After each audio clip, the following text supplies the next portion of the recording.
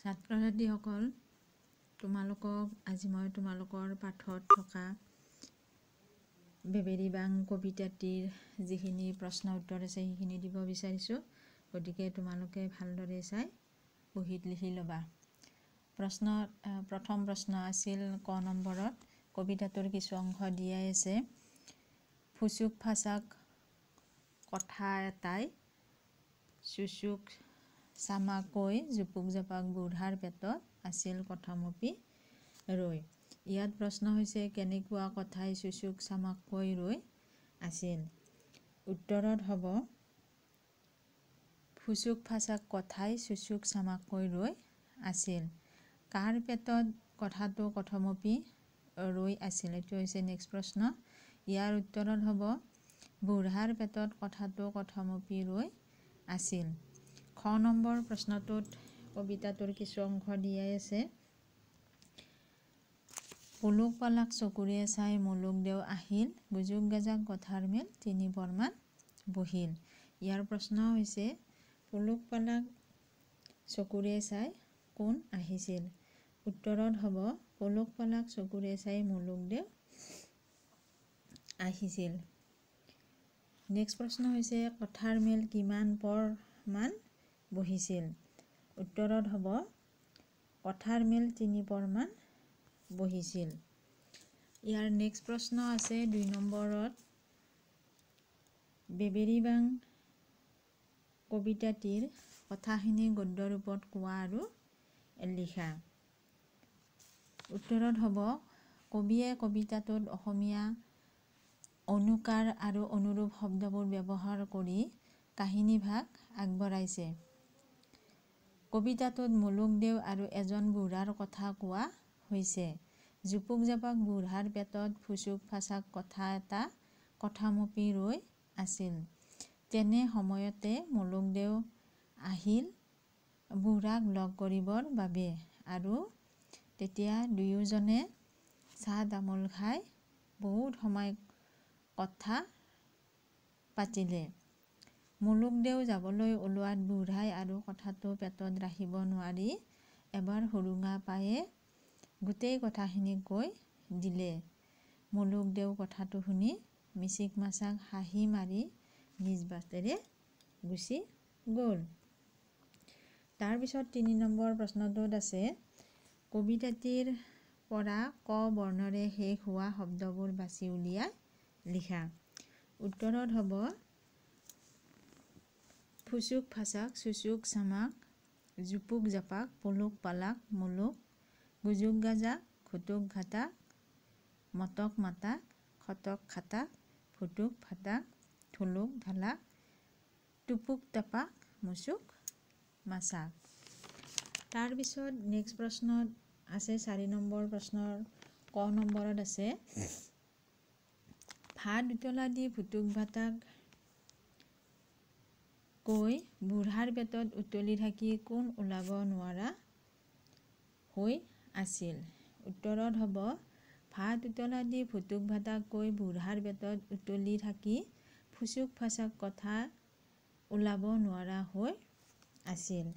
Next প্ৰশ্ন খ নম্বৰত আছিল মুলুক দেও কেনেকৈ যাবলৈ ওলাল। উত্তৰত হ'ব মুলুক দেৱে খৰমজোৰ খাটাক খাটাককৈ যাবলৈ ওলাল। গ নম্বৰ প্ৰশ্নটোত আছে মুলুক দেৱে কেনেকৈ বাট বুলিছিল। উত্তৰত হ'ব মুলুক দেৱে মুচুক মাচাক হাঁহিৰে বাট বুলিছিল। তাৰ পিছৰ প্ৰশ্নটোত আছে ৬ নম্বৰ প্ৰশ্নটো মই ইয়াত দিয়া নাই, কিতাপত চাই ল'বা। প্ৰশ্নটো আছিল ভাত উতলা দি উতলি আছিল ফুটুক ভাটাক গৈ ভাত শব্দটো বিশেষ্য পদ, ইয়াৰ বিশেষণৰ ৰূপটো ফটুৱা। ভাত শব্দৰ বিশেষণৰ ৰূপটো হৈছে ফটুৱা। এনেধৰণৰ শব্দ আৰু সেই শব্দৰ প্ৰয়োগেৰে বাক্য গঠন কৰি তলৰ তালিকাখন পূৰ কৰা। ইয়াত এখন তালিকা দিয়া আছে। তালিকাখনত কেইটামান বিশেষ্য শব্দ দিয়া আছে বা পদ দিয়া আছে। সেইকেইটা আমি বিশেষণ কৰি সেই শব্দৰে বা পদেৰে আমি বাক্য সাজিব লাগে। গতিকে বন বিশেষ্য পদৰ বিশেষণ ৰূপ হৈছে বনুৱা, বাক্য হৈছে বনুৱাসকলে কাম কৰিছে। ঠিক সেইদৰে ৰণুৱাসকল যুদ্ধৰ বাবে সাজু হৈছে। ঘৰুৱা, ছোৱালীজনীয়ে মাকক ঘৰুৱা কামত সহায় কৰে। সাৰুৱা মাটিত খেতি ভাল হয়। খাৰুৱা, অসমৰ নাম খাৰুৱা তেলৰ বাবে জনাজাত। পলসুৱা, খেতিৰ বাবে পলসুৱা মাটি উপযোগী। বজৰুৱা, সকলো বজৰুৱা বস্তু খাদ্যৰ বাবে বা স্বাস্থ্যৰ বাবে উপযোগী নহয়। তাৰপিছত নেক্সট প্ৰশ্ন 8 নম্বৰত আছে। 7 নম্বৰ প্ৰশ্নটো মই দিয়া নাই। 8 নম্বৰটো আছে কবিতা ফাঁকি পঢ়া আৰু অনুৰূপ শব্দবোৰত চিন দিয়া। কেইটামান অনুৰূপ শব্দ দিয়া আছে, আমি সেইকেইটাত আমি চিন দিব লাগে। ইয়াত দিছোঁ মই ঘৰ, চৰ, ইনাই বিনাই, চাউল তাউল, ছাগলী তাগলী, চেতেলী ভেটেলী, এইকেইটা হৈছে অনুৰূপ শব্দ। তাৰপিছত 9 নম্বৰত আছে কবিতাটিত তোমালোকে তিতা শব্দটো পাইছা। এই তিতা শব্দটোৱে বাক্য ভেদে বেলেগ বেলেগ অৰ্থ প্ৰকাশ কৰে। তলৰ বাক্য দুটালৈ মন কৰা আৰু তিতা শব্দটোৱে কোনটো বাক্যত কি অৰ্থ কৰিছে লিখা। তলত দুটা বাক্য দিয়া আছে আৰু বাক্যটোত তিতা শব্দটোৱে কি বুজাইছে লিখিব দিছে। ইয়াত ক নম্বৰত দিয়া আছে তিতা কাপোৰবোৰ ৰ'দত দিয়া। উত্তৰত হ'ব তিতা শব্দটোৱে ইয়াত ভিজা কাপোৰবোৰৰ কথা বুজাইছে। তাৰপিছত খ নম্বৰত আছে পংকজে তিতা বস্তু খাবলৈ বেয়া পায়।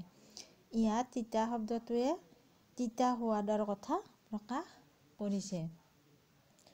তাৰপিছত 10 নম্বৰত আছে শব্দৰ লগত অৰ্থ মিলোৱা। ইয়াত কেইটামান শব্দ দিয়া আছে আৰু অৰ্থও দিয়া আছে, সেইকেইটা আমি মিলাই লিখিব লাগে।